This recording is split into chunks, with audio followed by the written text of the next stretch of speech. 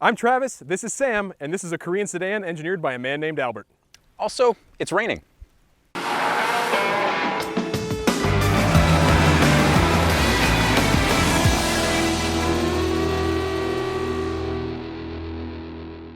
Here's the thing, it's really good. Yeah. It's really, really good. It has no right to be this good.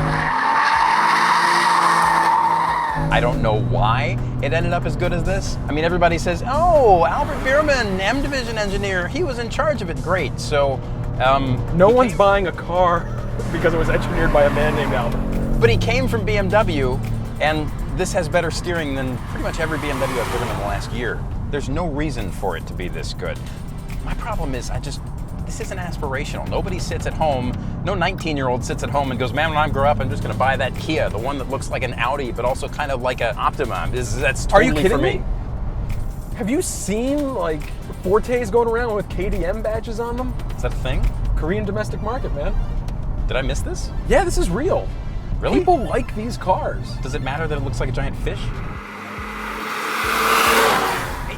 It's great. It has better steering than an M4. The motor and the trans are fine and whatever, but the chassis, we just got out of the Cadillac, out of the CTS V-Sport. This feels hundreds of pounds lighter. And what did you say? It's only like... It's about 150 pounds lighter. Right. It's not just steering weight. It's not just what you see out the windshield. It's where the car carries its weight. It's how it's damped and sprung and tuned. And I don't understand why it's this good, and I'm really glad that it's this good. But man, at the end of the day, I can't see how you don't get out of this and think, yeah, it's really nice, but I kind of want one of the Germans. Because everybody wants one of the Germans, because those brands mean something, and this doesn't mean anything yet. You're getting it at the beginning. Getting what at the beginning? They're getting in on the Kia thing at the beginning here with this car. This isn't like... The beginning of the next beginning. This isn't Google stock in 2001. It's a car. It's a life decision. People didn't buy a Google stock because they thought it said something about them, and they liked carrying their friends around it, and they walked out of the parking lot and looked at how it looks.